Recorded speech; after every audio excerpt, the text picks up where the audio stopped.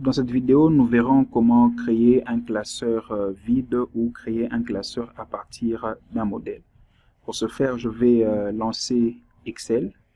Voilà, comme on l'a dit précédemment, vous allez arriver sur cette interface. Alors, à partir d'ici, je peux soit cliquer sur Nouveau classeur et je peux créer un classeur vide qui porte le nom de classeur 1. En deuxième position, ce que je peux faire, je reviens au niveau de fichier, je prends Nouveau. Et là, vous allez remarquer que j'ai des modèles qui sont prédéfinis dans Excel. Et quand vous regardez au-dessus, nous avons des modèles qui sont classés par catégorie. Nous avons le modèle dans la catégorie professionnelle, personnel, planification et suivi de dispositifs de suivi.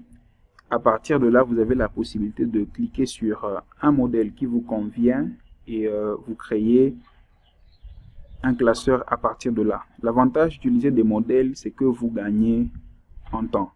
On va prendre un exemple simple. Je vais faire une recherche à partir du moteur de recherche qui est intégré.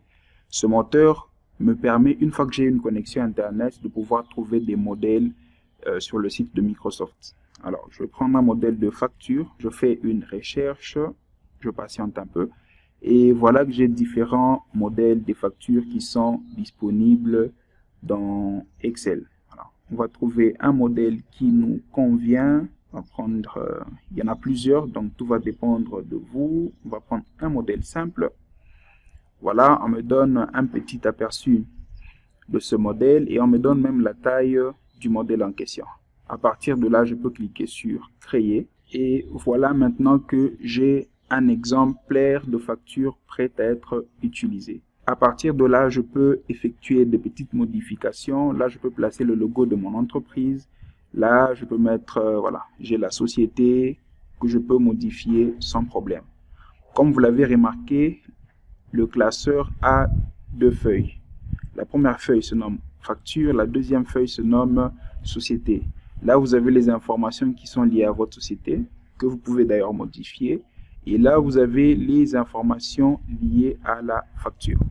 Je peux par exemple dire que dans ma facture, je vais payer une boîte de savon. Et là, je vais mettre une boîte de sucre. Voilà. Si le prix unitaire qui est affiché ne me convient pas, je peux changer pour dire ça coûte 20 et là, ça coûte 30. Je valide. Après avoir validé, vous avez remarqué que mon total a changé simplement parce que il y a eu un calcul automatique qui s'est effectué. Donc, vous avez la possibilité d'effectuer des manipulations simples pour créer vos classeurs, soit à partir des modèles qui sont disponibles dans Excel, soit vous créez des classeurs vides. Et à partir de là, dès que vous revenez sur Fichier, vous avez soit la possibilité d'enregistrer le fichier, soit de l'enregistrer sous. Et à partir de là, vous pouvez parcourir votre PC et vous définissez un endroit où vous voulez enregistrer le classeur que vous avez créé. Donc là, c'est la possibilité que vous avez de pouvoir créer de nouveaux classeurs dans Excel.